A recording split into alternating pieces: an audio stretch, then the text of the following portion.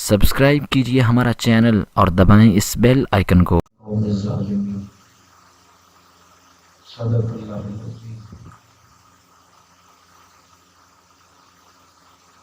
कल की गुफ्तगू में जनाबे सैयदना इमाम हुसैन अलैहिस्सलाम मदीना से मक्का की तरफ सफर की बात पे हमने गुफ्तगू का इख्तिताम किया था। जिस शब हजरत इमाम हुसैन मदीना से निकले मक्का के लिए, तो आपने ये आयत मुबारका पढ़ी। और ये आयत मुबारका जब आपने पढ़ी तो ये आयत बताती है कि हुसैन को मदीना को छोड़ने का गम कितना था।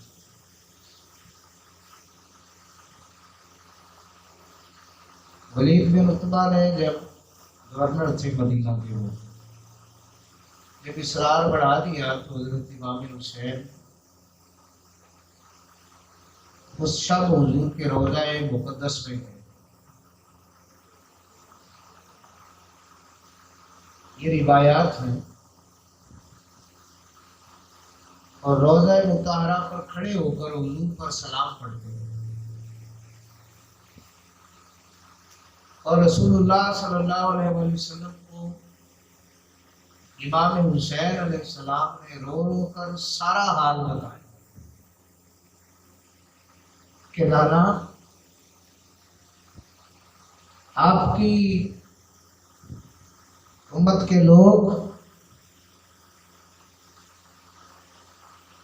लोगों ने आपके नवासा पर मदीना की सरजमीन तंग कर दी।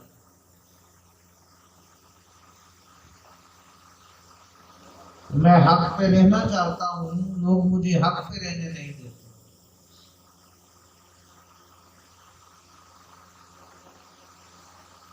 नाना, जिस आगोश में बैठकर हुसैन ने तरबियत पाई है,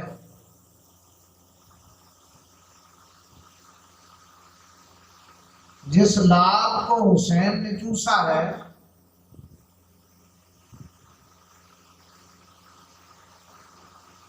जिस जुबान को हुसैन ने चूसा है, उस जुबान ने तो हक के सिवा कुछ नहीं कहा। तो मैं आज कैसे किसी फासिक को फाजिर की बैत करूं। यहाँ एक मसला भी समझ में आया कि अपने बड़ों की कब्र पे जाके सारा हाल सुनाना हुसैन की सुन्नत, हुसैन की सुन्नत। इमाम हुसैन ने जो आयत मुबारका पढ़ी, फ़ख़रज मिन्हा ख़ाइफ़ा, आप वहां से हालत खौफ में निकले। क़ाल रब्बि नज्जिनी मिनल क़ौमि ज़ालिमीन, और कहा मेरे रब, मुझे इस जालिम कौम से निजात अता कर।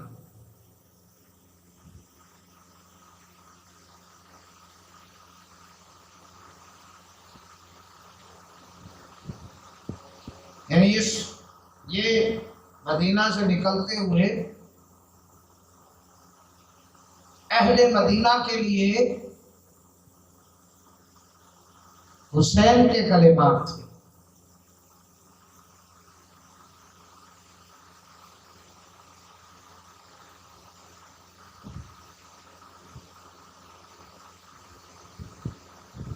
और फिर जब मक्का के लिए रवाना हुए तो रास्ते में इब्न उमर, अब्दुल्ला बिन उमर, हजरत उमर के बेटे, और इब्न अब्बास, अब्दुल्ला बिन अब्बास, हजरत अब्बास के बेटे, हजरत अब्बास हुजूर के चाचा थे, तो इमाम हुसैन के क्या हुए, दादा हुए। और हजरत उमर हुजूर के ससुर भी थे, सहाबी रसूल भी थे।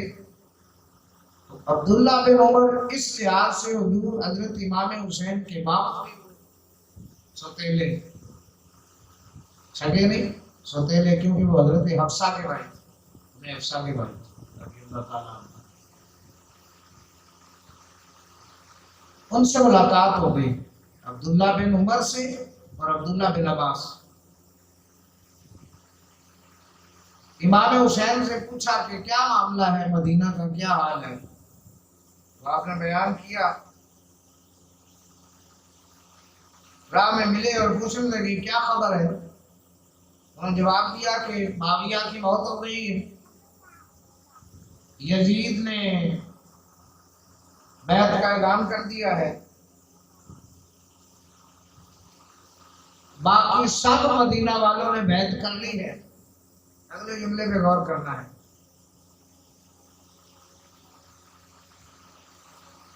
हमने नहीं की और हम मक्का की तरफ हिजरत कर रहे हैं। तो इब्ने उमर ने कहा हजरत अब्दुल्ला बिन जुबैर को और हजरत हुसैन बिन अली को, हजरत इमाम हुसैन, कि तुम दोनों खुदा से डरो और जमात मुस्लिमीन से अलहदा ना हो जाओ। अब उनकी इस बात में बड़े मानी है समझने के लिए। या तो वो ये समझते थे कि हुसैन बिन अली इतने इल्म के मालिक नहीं है, इनकी राय सारे मुसलमानों की राय पर फौकियत रखती हो, या वो ये समझते थे उनके लिए कि अल्लाह जानता है या वो जानते हैं तो जिहाद बयान की जा सकती है, या वो ये समझते थे कि मुसलमानों का आपस में मुंतशिर होना कोई अच्छा अमल नहीं है। अगर सारे ही बैत हो गए हैं तो आप भी उसे इख्तलाफ ना करें, बैत हो जाए, ताकि झगड़े की नज़ा की कोई सूरत पैदा ना हो, मुस्लिम उम्मा में इंतशार ना हो, बात इत्तफाक की ना हो।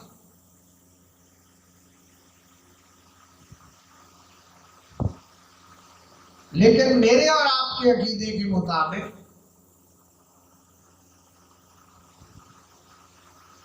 सरकार दो आलम सल्लल्लाहु अलैहि वसल्लम ने फरमाया तारिकुम फीकुम सकलैन, किताबुल्लाह व इतरत अहले बैती।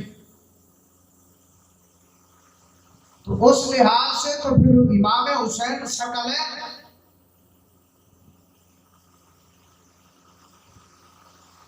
लेकिन हजरत इब्न उमर ने कहा तुम लोग जो हो अल्लाह से डरो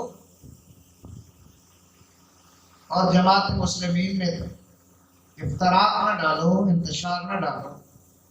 और फिर जब इन दोनों हजरात को पता चला कि सब ने बैत कर ली है यजीद की, तो इन्होंने भी यजीद की बैत कर ली। हजरत अब्दुर्रहमान बिन अबू बकर ने भी यजीद की बैत कर ली। तो दो अशखास रह गए, 36,000 मुरब्बा मील से भी ज्यादा लंबी रियासत के अंदर सिर्फ दो ही लोग थे जो यजीद की बैत का इनकार कर रहे थे। हजरत इमाम हुसैन, ये हवाला मैं तारीख दिगरी का पढ़ रहा था, इब्न खुल्दून ने भी यही लिखा है कि जब हसनैन करीमैन रास्ते में उनसे मुलाकात हुई, मामला हुआ, गुफ्तगू हुई, तो उन्होंने यही कहा कि हुसैन तुम अपने मामले में अल्लाह से डरो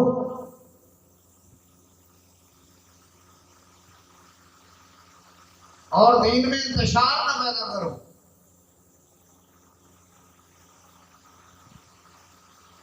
अब यहाँ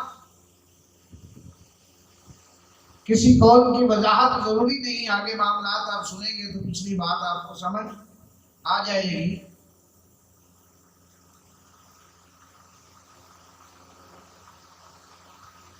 इमाम हुसैन मक्का तशरीफ ले आए।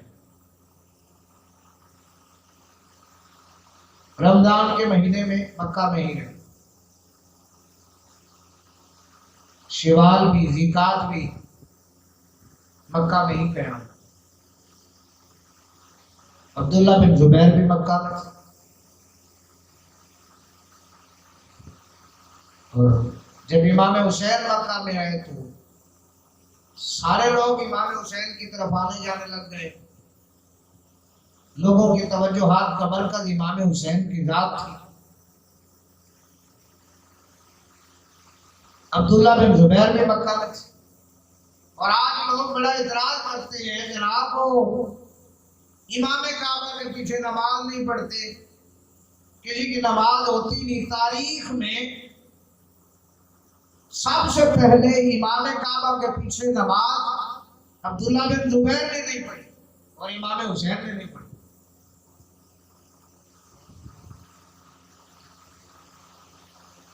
तो सबसे पहले फतवा फिर उतर जाता है।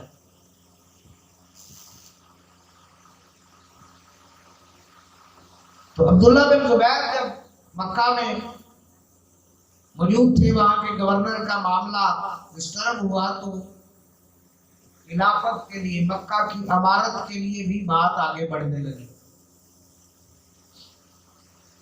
तो इमाम हुसैन के पास जो भी लोग आते, अब जुमले सुनिएगा कि एक शख्स इमाम हुसैन के पास आया, उसने कहा है वक्त के इमाम, ऐ नवाज़ रसूल इब्न रसूल,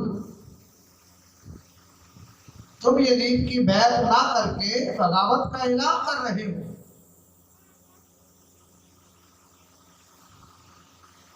और इससे मुस्लिम उम्मा में इफ्तराक इंतशार पैदा होगा, और अगर ऐसा हुआ तो तुम्हारे खिलाफ सबसे पहले तलवार उठाने वाला मैं हूं।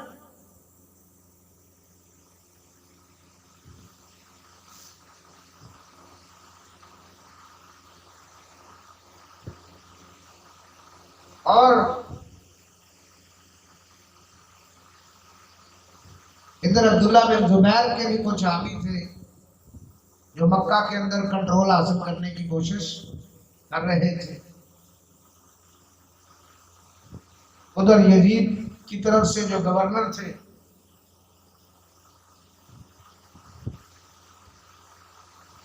उनको भी यजीद की तरफ से खत पहुंचा कि हुसैन बिन अली, इमाम हुसैन भी इधर है, अब्दुल्ला बिन जुबैर भी इधर है, तो इनके साथ जंग करो या इनको मजबूर करो कि ये या तो बैत पर तैयार हो जाए या फिर जंग करें, जिद्द करें।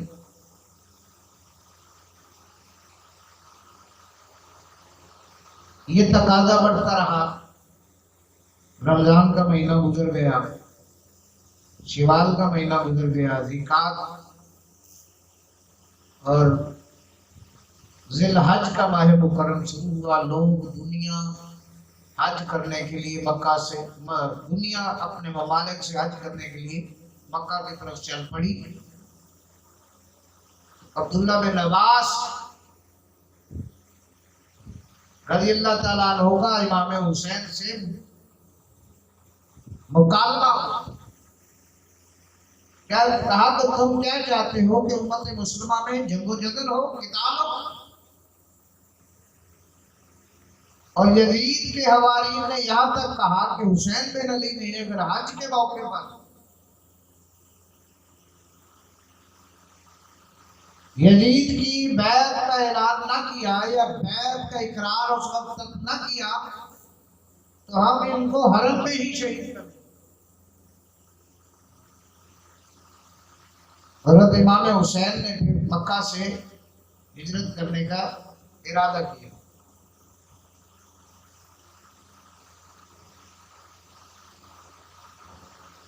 इब्न खुल्दून लिखता है कि हुसैन बिन अली उसको दिल के कानों से सुनकर मक्का में दाखिल हुए।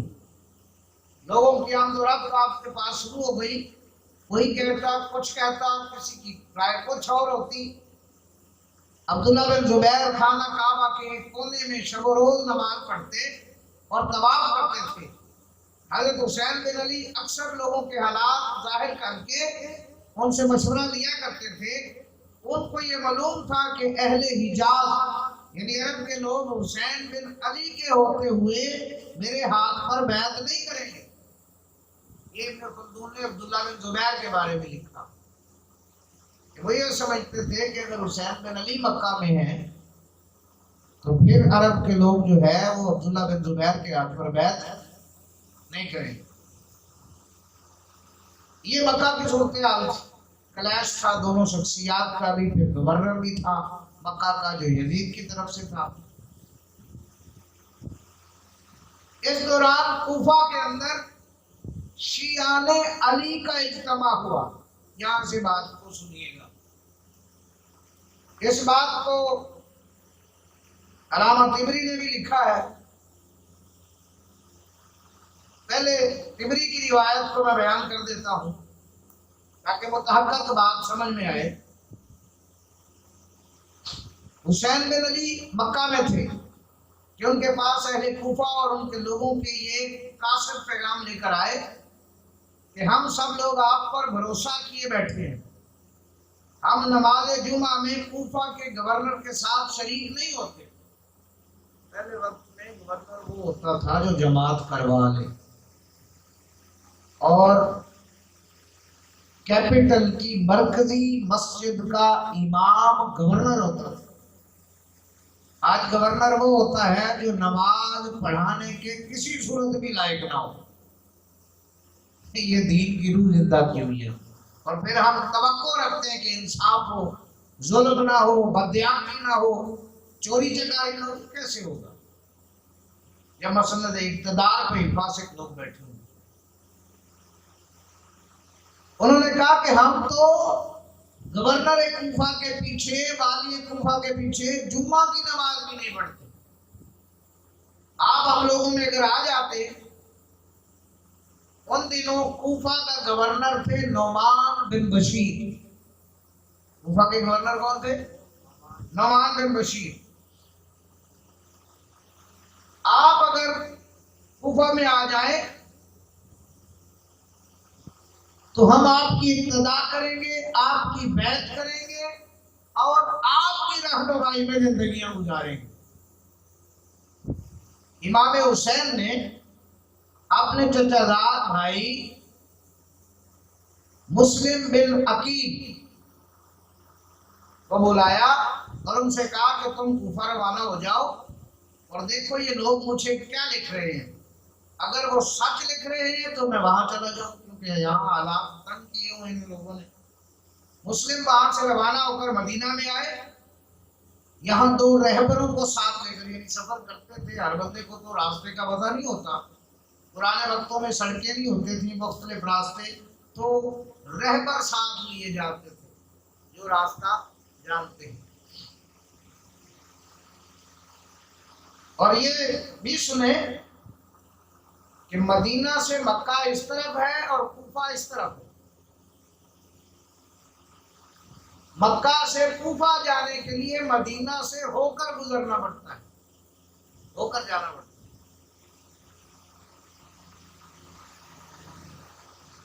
उन्होंने कहा तुम कूफा जाओ तो आप देखो लोग मुझे खत लिख रहे हैं, कैसी सिचुएशन है, क्या सूरत हाल है।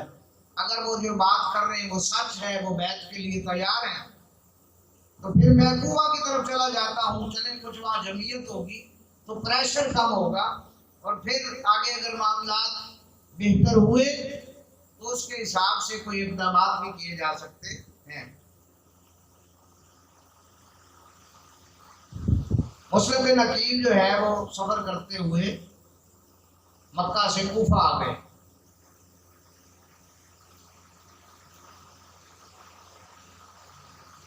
लंबी उन्होंने गुफ्तगू की है।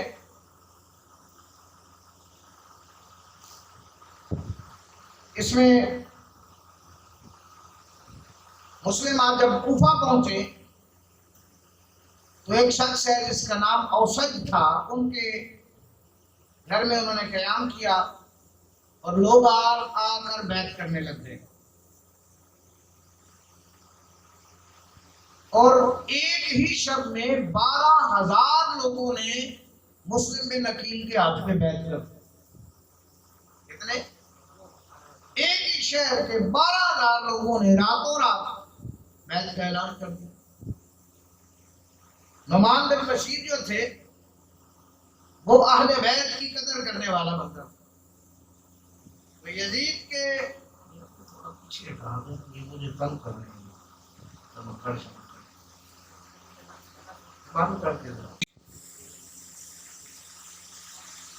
तो यजीदियों ने कहा नुमान बिन बशीर को ताना दिया, या तो तुम कमजोर हो या कमजोर बनते जा रहे हो, तुमको नहीं पता कि शहर में खराबी फैल रही है। नुमान ने कहा अगर अताअत खुदा में रहकर मैं कमजोर समझा जाऊं तो ये इससे बेहतर है कि मैं खुदा की नाफरमानी करके ताकतवर कहलाऊं। मैं अल्लाह की फर्मा बरदारी में अगर कमजोर कहलाता हूं तो कोई बात नहीं, ठीक है।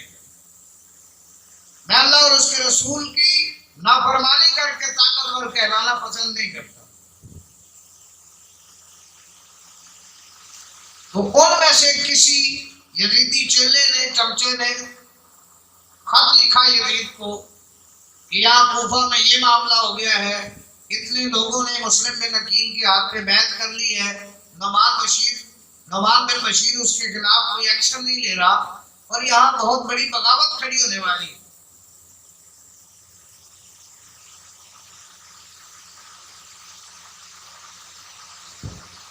यहां तक इसी बात को इसी तरह ही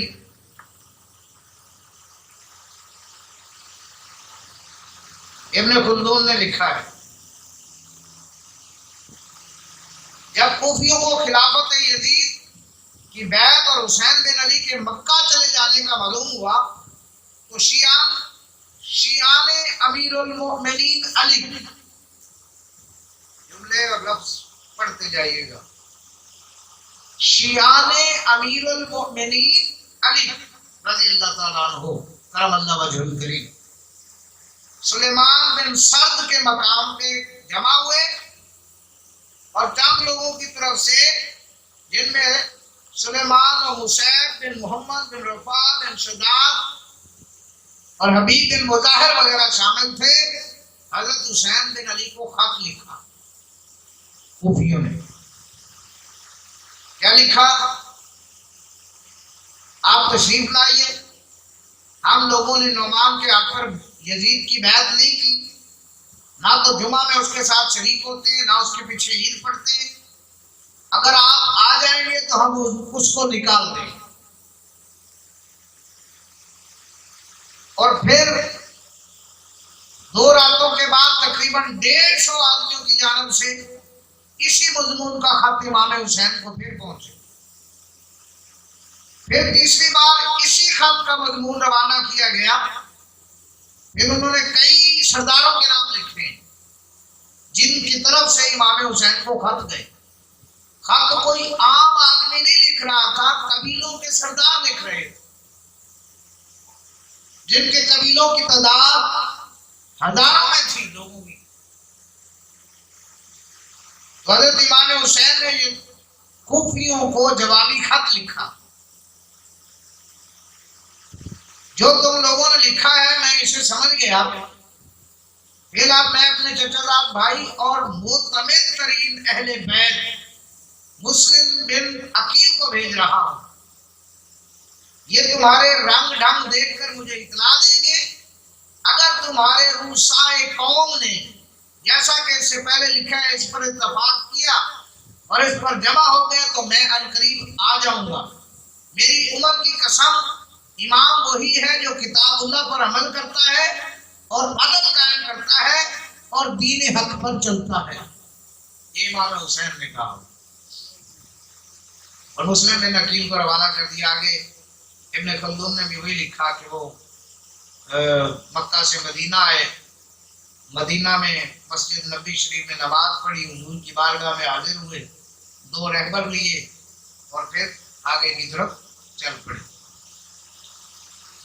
मुस्लिम बिन अकील बातमील इरशाद पहली जिलहजा 60 हिजरी को कूफा में दाखिल हुए। जिलहज की पहली तारीख मुस्लिम बिन अकील कूफा शहर में दाखिल हुए। शियों के दिलों में खुलबली पड़ गई और पेट में चूहे दौड़ने लगे। जब इनमें से चंद लोग जमा हो जाते तो मुस्लिम बिन अकील को इमाम हुसैन का खत पढ़कर सुनाते तो वो लोग धाड़े मार मार कर रोते और इमदाद करने का वादा करते। ये सीरत इब्ने खुल्दून है। तिबरी ने भी इसी तरह इसको लिखा हुआ है, इबारत उसकी पढ़ के सुनाऊंगा। रफ्ता रफ्ता बात बढ़ गई। शहर के अंदर अगर कोई आ जाए और 12-15 हजार लोग इकट्ठे हो जाए तो उसकी खबर कोने कोने में जाती। नुमान बिन बशीर को खबर हुई कि मुस्लिम बिन अकील आए हैं और लोगों ने बैत की है। वो जो कि तबीयत में सुलह पसंद थे, उन्होंने लोगों को जमा किया, खुतबा दिया और कहा कि फितना फसाद ना करो, लड़ाई झगड़ा ना करो। जब तक कोई मुझसे आके लड़ेगा नहीं, मैं उससे नहीं लड़ूंगा। अगर तुमने इब्तिदा की, बैत तोड़ी, हाकिम वक्त की मुखालफत की तो कहा वल्लाह जब तक मेरे हाथ में तलवार का कब्जा रहेगा बराबर तुमको मारता रहूंगा, वो मेरा कोई मददगार ना भी हो। तकरीर खत्म होने पर बाद खुलफाए बनु उमैया ने कहा, खुलफाए बनु उमैया ने कहा कि तुमको इस मजमून का खुतबा ना देना चाहिए था। जो तुम्हारी राय है वो कमजोरों की राय है। दुश्मनों के साथ सख्ती के साथ बर्ताव करो। बात खत्म होगी। खुतबा दे के यजीद के चमचों ने अब्दुल्ला बिन मुस्लिम, अमारा बिन अब्दुल वलीद बिन उकबा, उमर बिन साद बिन अबी वकास उमर बिन साद बिन अबी वकास ने मुस्लिम बिन अकील के आने, लोगों के बैत करने, नुमान बिन बशीर का खुतबा देने का हाल यजीद को लिख देगा। ये हो गया है। और ये भी तहरीर किया कि अगर तुमको कूफा की जरूरत है तो किसी तगड़े आदमी को इधर भेजो, वरना चंद दिनों में ये मुल्क तुम्हारे कब्जे से बाहर चला जाएगा। यजीद के पास ये खत पहुंच गया। उधर कूफियों की बैत की तादाद 18,000 से तजावुज कर गई। ये 3 दिन की एक्टिविटी, सरगर्मी। हज़रत मुस्लिम बिन अकील ने हालात साजगर देखे तो हज़रत इमाम हुसैन को खत लिखते कि यहाँ हालात साजगार हैं, लोग ताबे हैं और कुर्बानियाँ देने के लिए तैयार हैं, लिहाजा आप तशरीफ लें।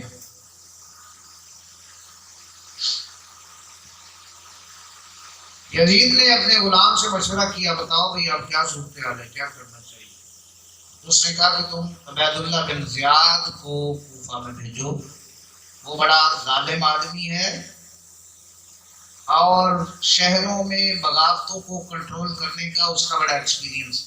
इस बंदे की तारीख भी किसी नशिस्त में मैं आपको बयान करूंगा कि ये कौन था।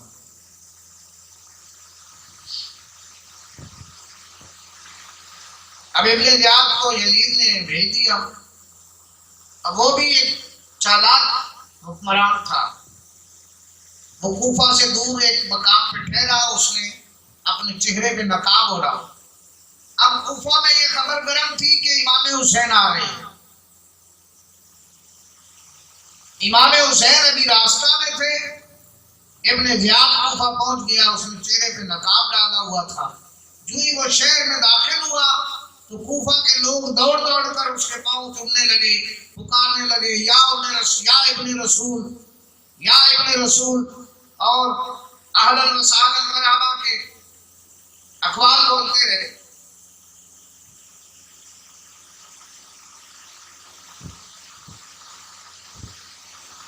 जिन लोगों के पास से गुजरता वो लोग इमाम हुसैन समझकर उठकर खड़े हो जाते और जोश व मुसर्रत से मरहबा बेका रसूलुल्लाह कहते, लेकिन इब्न ज़ियाद कोई जवाब ना देता और चुपचाप आगे चलता गया, यहाँ तक कि वो गवर्नर हाउस पहुंच गए, नोमान बिन बशीर जहाँ बैठे।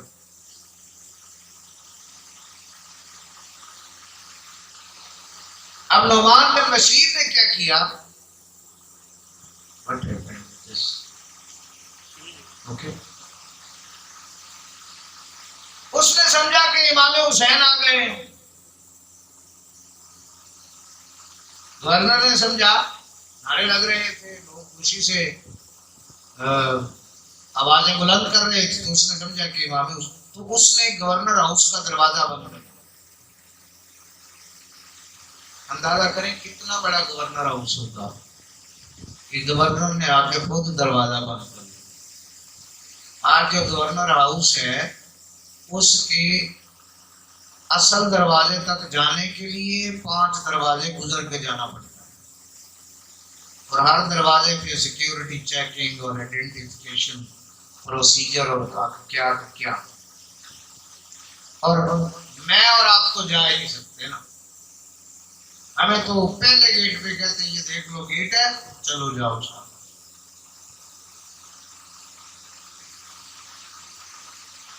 उसने इमाम हुसैन समझ कर दरवाजा बंद कर दिया और अंदर से चिल्ला कर कहा, तुमको मैं खुदा की कसम देता हूं, तुम मेरी तरफ मत आओ, मैं अपनी अमानत, अपना माल तुम्हारी किसी जंगी जरूरत के लिए नहीं दूंगा।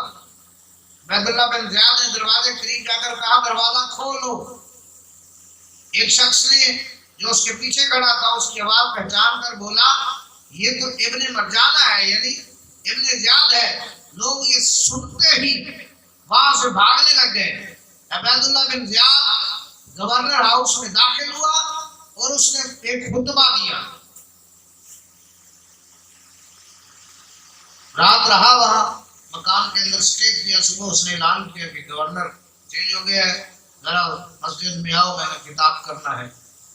जैसे नया कोई प्रेसिडेंट क्या बनता है तो वो किताब करता है। उसने कहा, कूफा बोलो,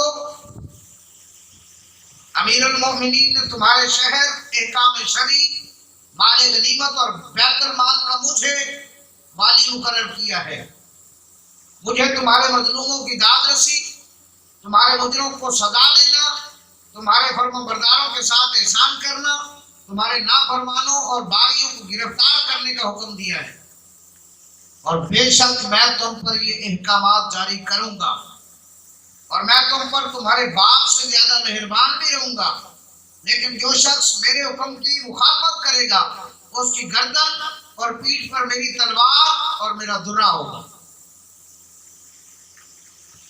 उसके बाद उसने सरदारों को बुला लिया और उनको खिताब किया कि वो लोग जो इख्तलाफ और बगावत पर आमादा है उनसे भी मैं मुखातिब हूं, और जो पुरअमन है उनसे भी मुखातिब हूं। यहां जो बंदा साफ साफ लिख देगा कि वो उसका जिम्मेदार समझा जाएगा। यानी अगर कोई मुखालिफत में है लोग, ठीक यह है, सब लिख के जाएंगे कि हम अब ये काम नहीं करें। अगर फिर करेगा या उसके कबीले का कोई फर्ज करेगा तो वो सरदार जिम्मेदार पाया जाएगा।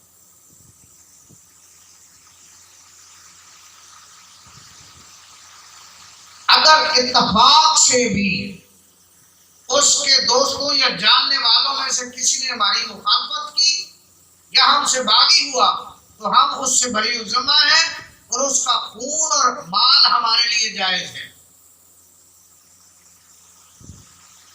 और जिसके इल्म में कोई शख्स यजीद का बागी और मुखालिफ हुआ और उसने जाहिर ना किया तो उसको फांसी देंगे और उसका वजीफा भी जब्त कर देंगे। मुसलमानों के उस स्टेट के अंदर लोगों को वज़ाइफ भी दिए जाते थे घर के मामला को चलाने के लिए, अनएम्प्लॉयमेंट अलाउंसेस। बेरोजगारी की वजह। ये उसने ऐलान करके उसने कहा जाओ अब तुम में से किसी को मैं मुखालफत में ना पाऊं। उस वक्त मुस्लिम बिन अकील हानी बिन कुरवा के यहाँ उन्होंने पनाह ले रखी। हजरत मुस्लिम बिन अकील को भी खबर हो गई तो वो हानी बिन उर्वा के घर गए तो हानी उन्हें देखकर नाक भमें चढ़ाने लगा। वो जो कल तक मेजबान था। मुस्लिम बिन अकील ने कहा मैं तुम्हारे पास पनाहगुज़ीर हूं और तुम्हारा मेहमान बनकर आया हूं। हानी ने जवाब दिया कि तुमने तो मुझे सख्त परेशानी में डाल दिया। अगर मेरे मकान में ना आते तो मैं ये पसंद करता कि इससे पहले मैं किसी जुर्म में पकड़ लिया जाता। तुम यहां से वापस चले जाओ। लेकिन उसने कहा अच्छा चलो आओ, अब मैं कोशिश करता हूं तुम्हें पनाह देता हूं। इब्न ज़ियाद भी अपने माल में कुछ खून से नहीं बैठा था। उसने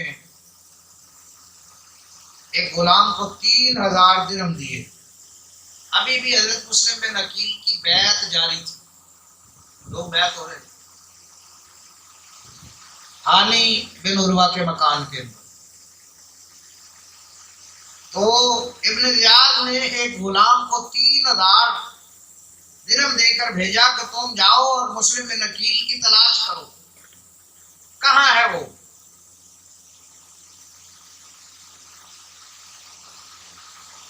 और उसे समझाया कि उनके हामियों से मिलो जाके। इधर भी कई हामी बन के आते हैं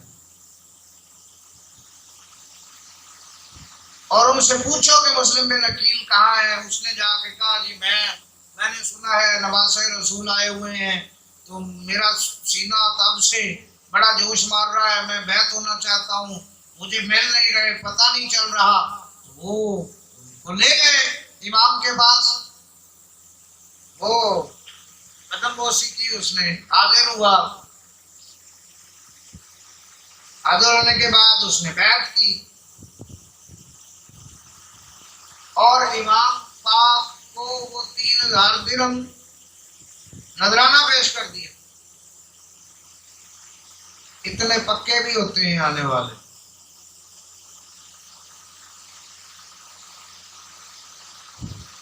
वहां से उसने सारी इंफॉर्मेशन कलेक्ट कर ली।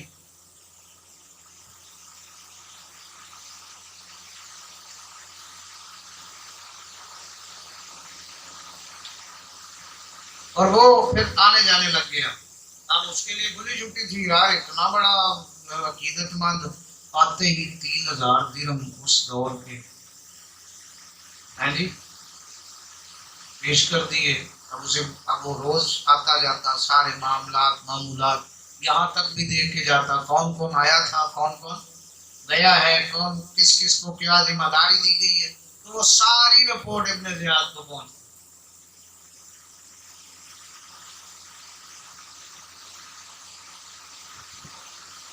अबैदुल्लाह बिन ज़ियाद के भी कत्ल की कोशिश की उन लोगों ने जो हामियाने अहले बैत थे, लेकिन वो बच गया।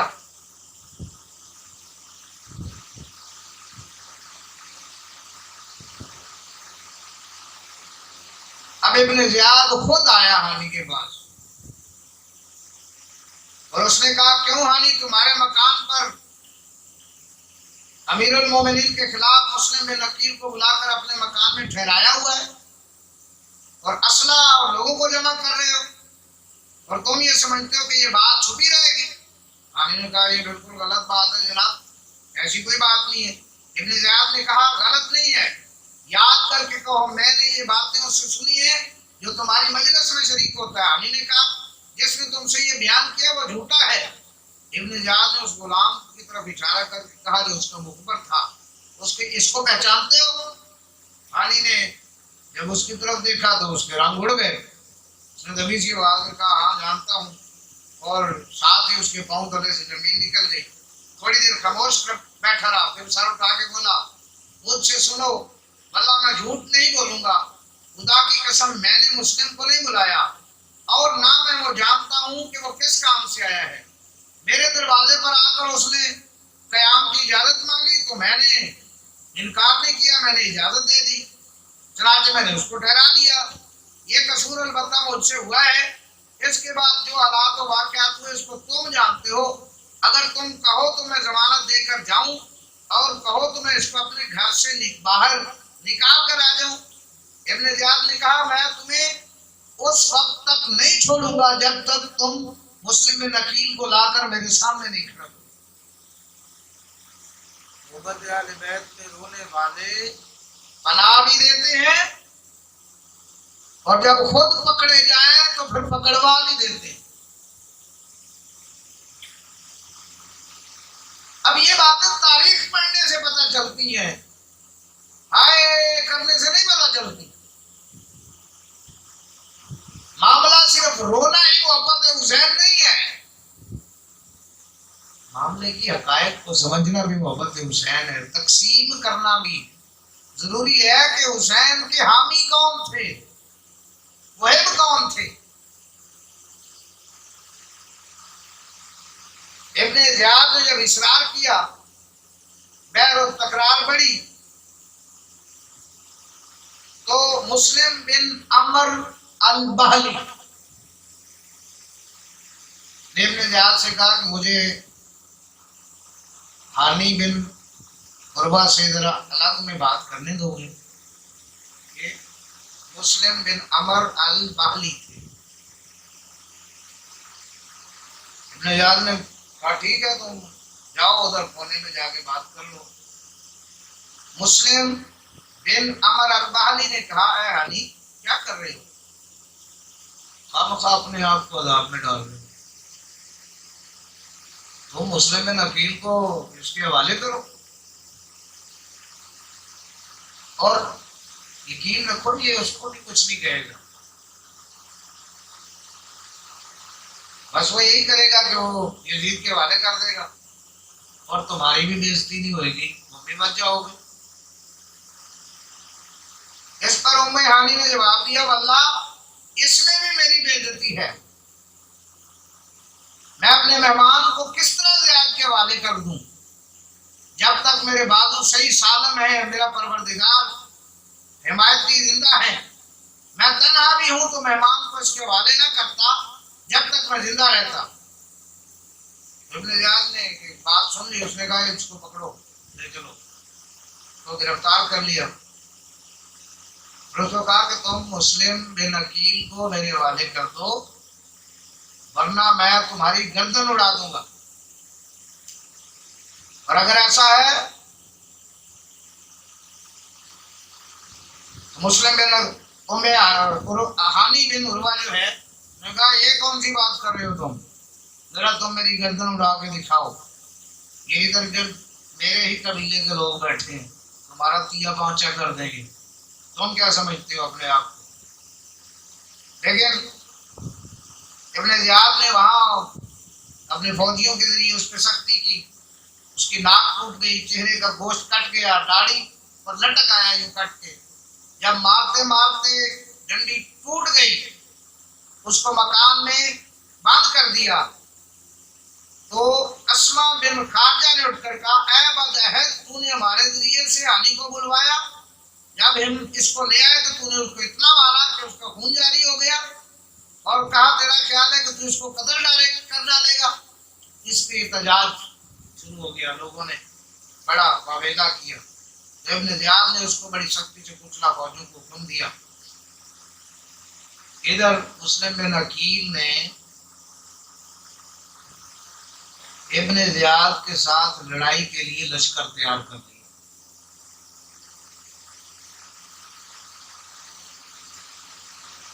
और उस वक्त निदा एक कोड वर्ड था, मंसूर उम्मा, ये जो कोई सुनता उधर आ जाता। इस वक्त तक उनके हाथ पर 18,000 आदमी बैठ कर चुके। और 18,000 में से जब जंग के लिए ऐलान हुआ तो 4,000 आदमी आए। कितने? थोड़ी देर में मजमा हो गया 4,000 आदमी का। अब हुआ क्या कि इब्ने ज़ियाद ने उसका मुहासरा कर लिया। मुहासरा समझ, बाहर से घेर लेना, दरवाजे बंद करवा दिए। अब मस्जिद भर गई, वहां ठहरने को शोर था। लोग इब्ने ज़ियाद को और उसके बाप को और उसके खानदान को गालियां दे रहे थे। कुछ मक्का के कूफा के सरदार भी थे। इब्ने ज़ियाद ने एक तदबीर निकाली।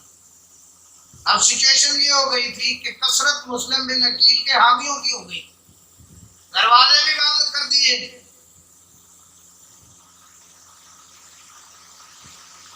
तो उसने क्या किया, शिमर दिल जोशन को हुक्म दिया कि महल की खिड़कियां खोल दो और लोगों को लालच दो, किसी को पैसे का, किसी को ओहदे का, किसी को रकबे का, और इनको मुस्लिम बिन अकील से अलहदा करो और ऐलान कर दो जिसने इस वक्त मुस्लिम बिन अकील से अलहदगी इख्तियार कर ली उसको कुछ नहीं कहा जाए, छोड़ दिया जाए। अब कुछ लोग इसलिए भी इकट्ठे थे कि अगर साथ नहीं देते तो मार दिए जाए, चले साथ दे के ही मार दिए जाए। क्या हो सकता है मुस्लिम बिन अकील गलबा पा जाए तो हम भाग जाए।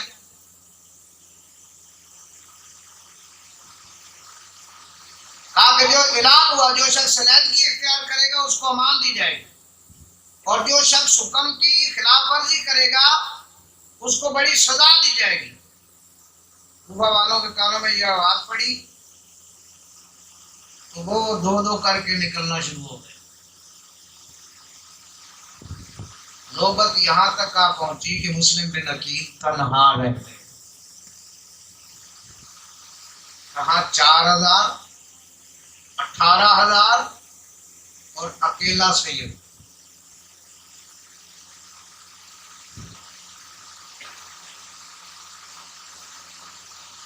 किसी की बात पीछे से औरतें आ गई, किसी की बहन आ गई, किसी की बेटी आ गई, किसी का भाई आ गया और सारे लौट गए।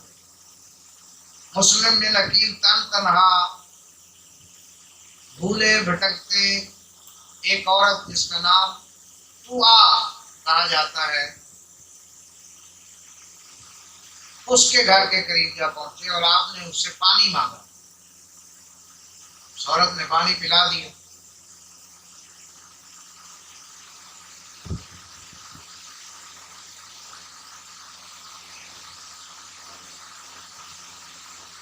पानी पी के हम बैठ गए। रास्ता तो कुछ था नहीं। उस औरत ने कहा, अल्लाह के बंदे क्यों बैठे हो, जाओ अपने घर जाओ, पानी तुमने पी लिया है, उठो अपने घर जाओ, मुझे तुम्हारा यहाँ बैठना पसंद नहीं है। आपने एक ठंडी आंख खींच कर बोले, इस शहर में ना कोई मेरा मकान है, ना कोई मेरा अजीज है, क्या तुम मुझे अपने घर में पनाह दे सकती हो और मेरे साथ कोई भलाई कर दो। मैं वक्त को गवाह करके कहता हूं कि हशर के दिन मैं तुम्हारे इस सारे एहसान का कर्ज उतारूंगा। इस जुमले को पढ़ने के बाद समझ में ये आता है कि वो जो जमीन पे मकरूज हुए फिरते हैं वो अर्शों पे कर्ज उतारने वाले। इधर इब्ने ज़ियाद ने ऐलान करवा दिया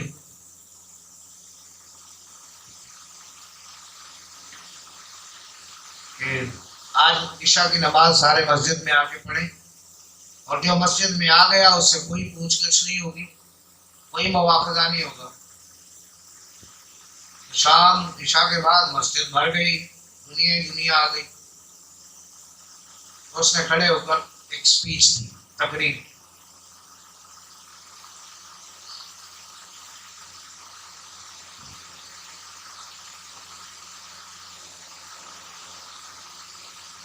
उसने कहा कि मुस्लिम बिन अकील ने तुम लोगों में तफरका डालने की कोशिश की है, उम्मत मुस्लिमा को तकसीम करने की कोशिश की है, उम्मत को तोड़ने की कोशिश की है, इख्तलाफ पैदा करने की कोशिश की है। जिसके घर में है वो उसे अपने घर से निकाल दो। अगर निकाल देगा वो तो भरी जिम्मा है, अगर उसके घर से पाया गया तो उसको भी साथ ही कत्ल किया जाए। और हाँ, अगर कोई उसको पकड़ कर ले आए या उसके कहीं होने की खबर दे तो हम उसे हजारों दिरहम इनाम दें।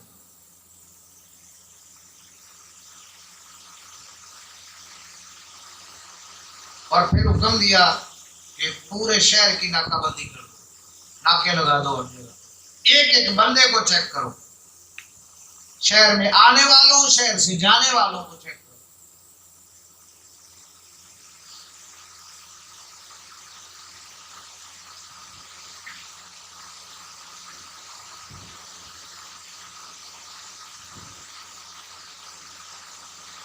मुस्लिम बिन अकील की खबर मिल गई, मुख्तसर लंबी बात है, उसमें बड़ी वो है बातें भी। तो इब्न ज़ियाद के फौजी मुस्लिम बिन अकील की गिरफ्तारी के लिए मतलूबा मकान पर पहुंचे। हज़रत मुस्लिम बिन अकील भी तलवार लेकर बाहर निकले। बार बार वो लोग हमलावर होते और मुस्लिम बिन अकील दिफा करते हुए उनको जख्मी करके बाहर निकाल देते। बकीर बिन हमरा अहमरी ने मुस्लिम बिन अकील पर तलवार चलाई, जिससे आपके ऊपर का ऊंट कट गया और दांत टूट गए। आपने भी बढ़कर उसके सर पर तलवार का वार किया। दूसरी तलवार कंधे पर पड़ी और बकीर मुंह के बल गिरा। इसके साथ छत पर चढ़ गए, पत्थर से आग फेंकने लगे। आप भी तलवार लेकर छत पर पहुंचे और कत्ल और खून का बाजार गर्म कर दिया। और ये रज्स भी पढ़ रहे थे मुस्लिम वकील, अक़समतु ला अक़्तलुल अहरार व अन रअयतुल मौत शय्यन नकरा औ यखरितुल बारिद सुखनाइल मरा रदाशा अशमसी फस्तकरा। कहा मैंने कसम खाई है मैं आजाद को ही कत्ल करूंगा, अगरचे मैं मौत को नापसंद चीज समझता हूं। या ठंडी चीज में गर्म कड़वी चीज मिला दीजिए, आफताब की शुआ लुटा दी जाए, वो ठहर जाए। हर शख्स एक रोज मौत के पंजे में गिरफ्तार होगा। मुझे खौफ ये है कि मुझे झुटलाया या धोखा दिया जाएगा। धक्के मारे इमाम मुस्लिम को धोखा दिया गया, जख्मी हुए, अरेस्ट कर लिया गया। आपने अमर बिन साद उसी दरबार में खड़े थे, वो आपके चचा साहब, उनको बुलाया तो कहा यार मेरा मामला तुमने देख लिया।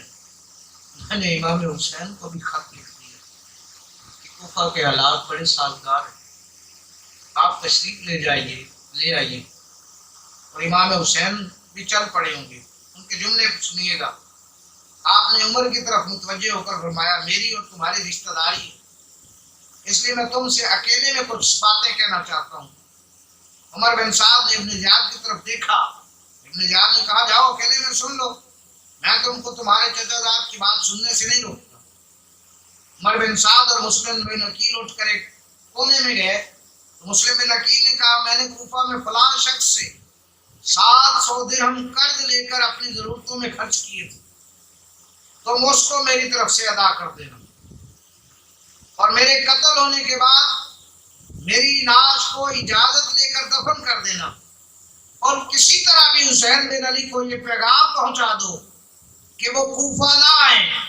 कूफा वाले जो बैत करके कायम हुए थे, उन्होंने वही वादा वफा किया है जो तेरे बाबा अली से किया था, तेरे भाई हसन से किया था।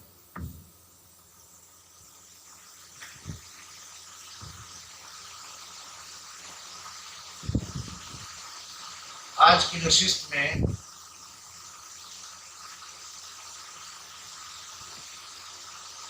यहाँ तक आपको तकसीम करने में काफ़ी मिलका हासिल हो गया हो कि जब इमाम मुस्लिम बिन अकील कूफा आए तो कूफा वाले इमाम हुसैन का खत पढ़ पढ़ कर रोते थे। तो तहरीर फिर भी मैं आपको सुनाऊं ताकि आपको समझ आए कि मुस्लिम उम्मा किन किन चक्रों में फंसी हुई है।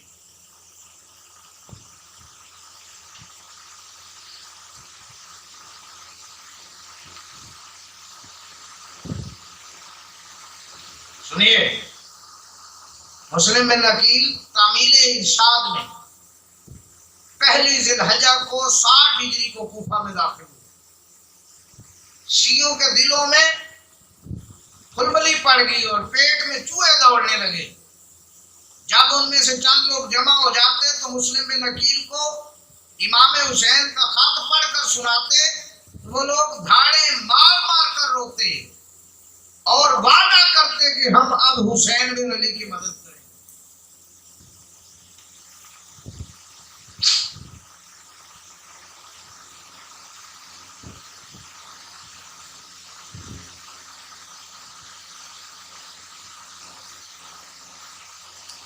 अल्लामा तिबरी ने भी इसको इसी तरह बयान किया और वो हजरत इमाम मुस्लिम के कूफा में आने को इस तरह बयान करते हैं।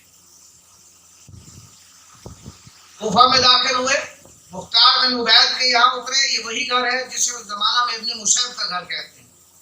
शिया उनके पास आने जाने लगे।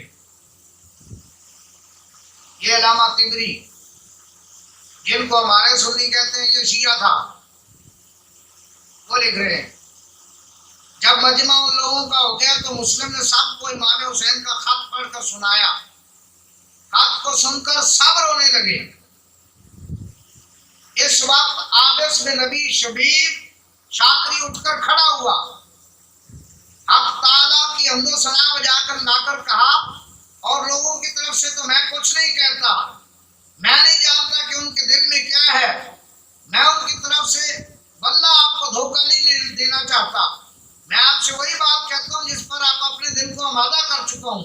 वल्लाह जब आप मुझे पुकारेंगे मैं हाजिर हूँगा, आपके साथ आपके दुश्मन से किताल करूंगा, आपके लिए अपनी तलवार के बाद उस वक्त तक किए जाऊंगा जब तक हक ताला से मुलाकात न कर लूं। इससे मुझे रज़ाए खुदा के सिवा और कुछ मतलूब नहीं। इसके बाद हबीब बिन मुजाहिद उठ खड़े हुए, कहा रहमत खुदा हो तुम पर, अपने दिल की बात बड़ी खूबी से तुमने बयान की। कहा कसम है उस खुदा की जिसके सिवा कोई माबूद नहीं, मेरा भी यही इरादा है जो इनका है। फिर इस तरह मुख्तलिफ लोगों ने ये बातें की और मुस्लिम बिन अकील को अपनी जानें भी मार देने का वादा।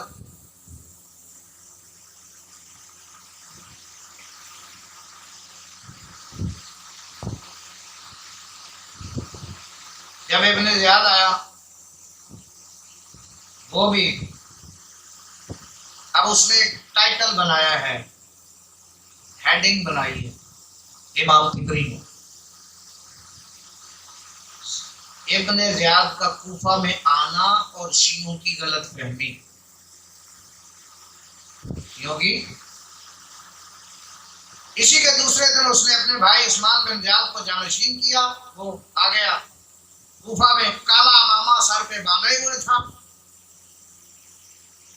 बहुत सारे लोग ये बातें समझे, काला अमामा उसने सर पर बांधा हुआ था। कूफे में दाखिल हुआ, काला ही उसने नकाब ओढ़ा था। यहाँ लोगों में हुसैन बिन अली के रवाना होने की खबर पहुंच सकी थी, सब उनके मुंतज़िर थे। उबैदुल्लाह बिन ज़ियाद को समझे कि हुसैन है। जिस तरफ से वो गुजरता लोग सलाम करते और कहते या इब्ने रसूलुल्लाह मरहबा। हुसैन के लिए उनका आना खुश आइंद था। वो महल में दाखिल हुआ, अस्सलातुल जामिया की निदा की गई, नदा सब जमा हो गए। उसने खिताब किया, उसने वही अल्फाज दोहराए कि मैं तुम्हारे मजलूमों के साथ इंसाफ करूं, महरूम उसको अता करूं, गरीब उसकी बात सुनूं, एहसान करूं, बेईमान नाफरमान हो उस पर तशद्दुद करूं।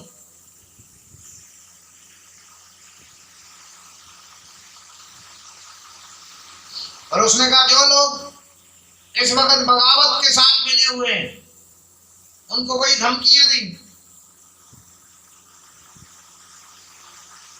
और इब्ने ज़ियाद की धमकियां सुनने के बाद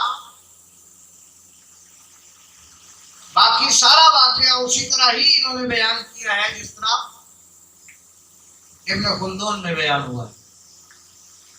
तो बिल आखिर ये हुआ कि 18,000 से 4,000, 4,000 से तन्हा इमाम मुस्लिम ने नकल। और शहादत के वक्त उमर बिन साद जो उनका चचा ज़ियाद था, चचेरा लगता था, उसको 2 वसीयतें की। एक तो मेरा कर्ज है वो उतार देना, मैंने लोगों से लेकर कर्ज किया। याद रखना सैयद कभी कर्ज लेके मरता नहीं। और रसूलुल्लाह सल्लल्लाहु अलैहि वसल्लम ने फरमाया मेरी अहले बैत कि किसी काम के लिए भी अगर कोई सरगर्दा हुआ तो जितने लम्हे उसने मेरी औलाद की खिदमत के लिए सर्फ किए, अगर मेरी नस्ल ने उसका सिला ना दिया तो मैं मोहम्मद अरबी अशर के दिन उसका सिला। तो दूसरा, इमाम हुसैन को मैसेज भिजवाया कि आप तो ना आए, लेकिन उमर बिन साद ने इमाम हुसैन तक पैगाम नहीं पहुंचाया। आगे कल की नशिस्त हम इंशाल्लाह इख्तिताम भी करेंगे और उसमें इमाम हुसैन का मक्का से रवाना होकर करबला तक आना और करबला में शहादतें, ये सारा मामला इंशाअल्लाह कल की नशिस्त में हम पढ़ेंगे और समझेंगे। और मक्का से करबला तक कितने हुसैन के आशिक साथ चले और करबला में आके कितने आशिक साथ रह गए। कल की नशिस्त में हम इस बात में भी तमीज करने के काबिल हो जाएंगे कि वो कौन थे जो सिर्फ रोते रहे और वो कौन थे जिन्होंने आगे बढ़ के जान दे। दुआ है अगर रब्बुल इज्जत हमें सही मकाम पर पहुंचने की तौफीक। सब्सक्राइब कीजिए हमारा चैनल और दबाएं इस बेल आइकन को।